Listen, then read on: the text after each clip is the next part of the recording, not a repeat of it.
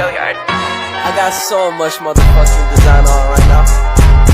Break it down, bring it back, make it clap. I got 3 old thoughts, new block, wear that thing. Bitches on my line, and you know. Sejarah lahirnya teori kritis media. Teori ini merupakan cabang dari teori kritis yang berfokus pada analisis kritis terhadap media massa dan perannya dalam masyarakat. Teori ini tumbuh pada abad 20. Pada tahun 1930, Adorno dan Horkheimer menciptakan pemikiran awal mereka tentang industri budaya massa dan peran media dalam memelihara hegemoni sosial. Mereka menganggap media massa sebagai alat kontrol yang digunakan oleh penguasa untuk memanipulasi pemikiran massa. Teori kritis media ini terus berkembang seiring perubahan dan media di masyarakat. Pemikiran-pemikiran baru dan konsep-konsep tambahan terus ditambahkan untuk menggambarkan dinamika kompleks antara media massa, kekuasaan, budaya, dan masyarakat. Lalu selanjutnya ada asumsi media critical theory. Teori kritis media didasarkan pada beberapa asumsi dasar yang membentuk landasan untuk analisis kritis terhadap peran media massa dalam masyarakat. Beberapa asumsi utama dari teori ini adalah yang pertama ada konstruksi sosial realitas. Asumsi utamanya adalah bahwa realitas sosial dikonstruksikan melalui media massa. Yang kedua ada dominasi dan kontrol. Teori kritis media meyakini bahwa media tidak netral, tetapi dipengaruhi oleh kekuatan-kekuatan politik dan ekonomi. Yang ketiga ada ideologi dan kekuasaan. Media dipandang sebagai alat untuk menyebarkan ideologi yang dapat menjadi alat kekuasaan. Yang keempat ada pengaruh pada identitas budaya. Media dianggap memiliki peran yang signifikan dan membentuk identitas individu dan kelompok serta mempengaruhi budaya. Yang kelima reproduksi kesenjangan sosial. Media dipandang sebagai agen yang memperkuat ketidaksetaraan sosial. Yang keenam ada encoding decoding.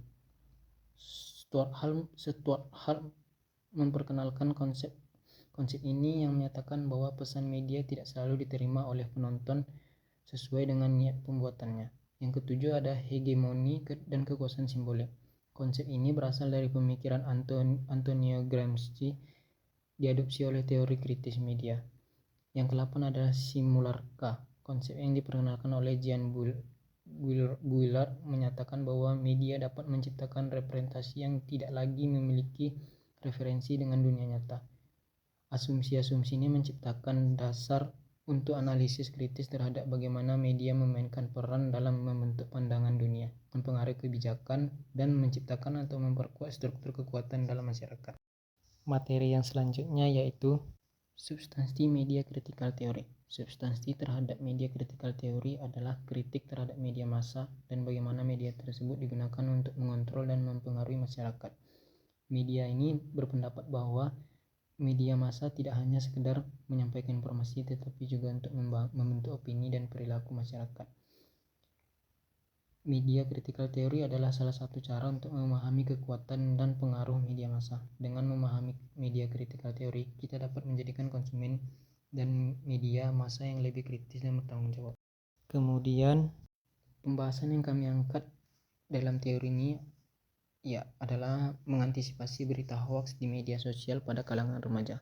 Media critical theory adalah pendekatan yang digunakan dalam sosiologi komunikasi untuk menganalisis bagaimana media massa mempengaruhi masyarakat.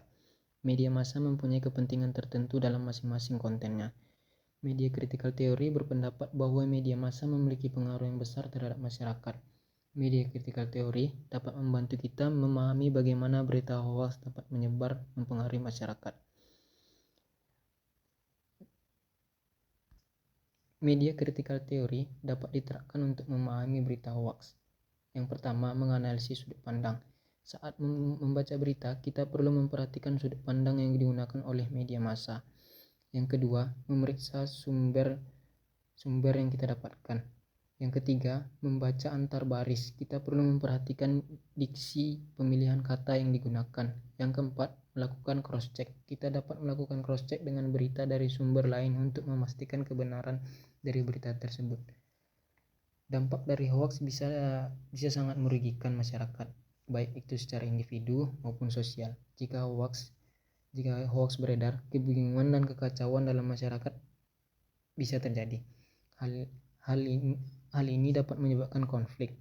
Masyarakat perlu untuk membedakan berita yang asli dan yang benar. Dengan memahami hubungan antara berita hoaks dan media critical theory, masyarakat dapat menjadi konsumen media yang bijak, kritis, dan tidak mudah terpengaruh oleh berita hoaks. Jadi, kesimpulan yang kita dapatkan dari media critical theory dan berita hoaks memiliki hubungan yang cukup erat.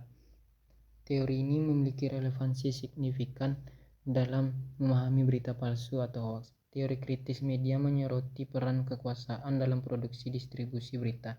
Berita palsu seringkali muncul sebagai alat kekuasaan untuk mempengaruhi opini publik atau untuk mendukung agenda tertentu. Dengan menerapkan konsep-konsep teori kritis media, kita dapat lebih baik memahami konteks sosial, politik, dan ekonomi di balik berita palsu. Analisis kritis ini penting dalam upaya untuk membangun literasi media yang kuat dan mengatasi tantangan yang muncul dari penyebaran informasi palsu di era digital.